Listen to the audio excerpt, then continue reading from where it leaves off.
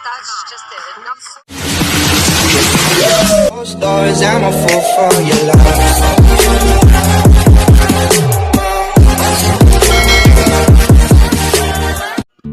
Good day mga ka-sports natin dyan.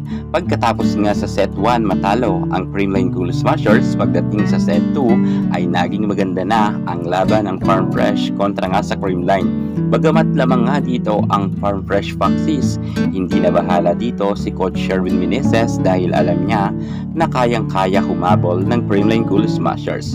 At kitang-kita nga natin na medyo namamaga nga talaga ang kalamangan ng Farm Fresh sa second set, kung saan nga sinabi ni Michelle Gumabaw bago mag first technical timeout hanggang second technical timeout na babawi sila dahil natalo na nga sila sa first set. Kinakailangan ng second set ay makuha nila. Anya sabi nga ni MG na kung kaya nga silang habulin kanina ng Farm Fresh, sila naman daw ang gagawa ngayon.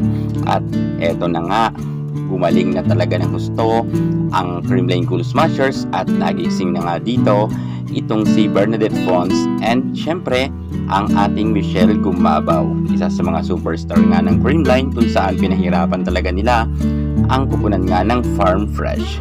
Maganda rin ang galawan sa loob ng court ni Stanton na nakakarami na talaga ng puntos at gayon din ang ating Michelle Gumabaw.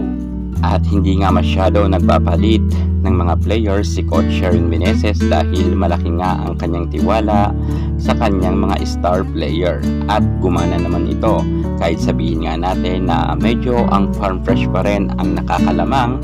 Alam niya ni Coach Sherwin Meneses na kapag bumalik na sa loob ng court ay babawi nga ang ating Creamline Cool Smashers dahil nga sobrang lamang na nga ang Farm Fresh. At akalain nyo na panalo na sana ang Farm Fresh Foxes, ngunit nabaliktad pa yan dahil sa napakagaling nga ng ating Michelle Gumabaw.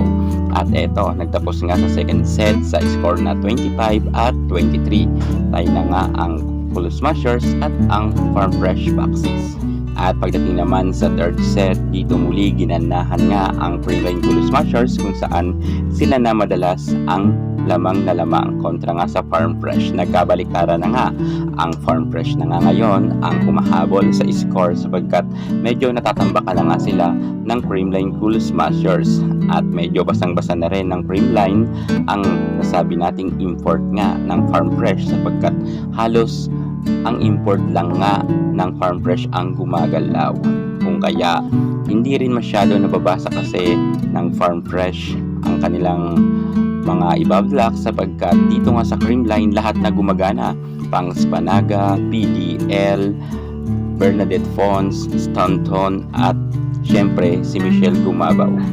Samantalang masasabi nga natin na close fight naman sila pagdating nga sa third set. Pero syempre, iba pa rin ang Creamline Cool Smashers kapag gumalaw na.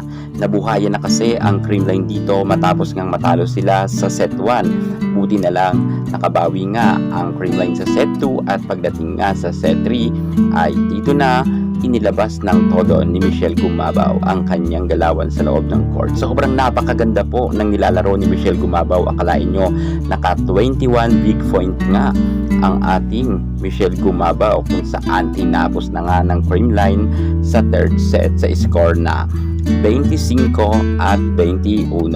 So, dalawa na nga ang panalo ng Creamline Cool Smashers.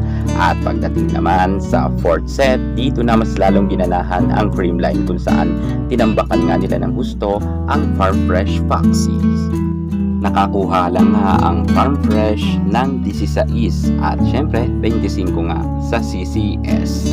Panalo na po ang Creamline Cool Smashers sa loob ng fourth set. Sa ngayon ay nasa second standing na nga sa ating PBL Reinforce ang Creamline Cool Smashers. Congratulations sa ating CCS, lalo na sa ating Michelle Gumabaw. Sobrang napakaganda ng kanyang nilaro ngayong gabi.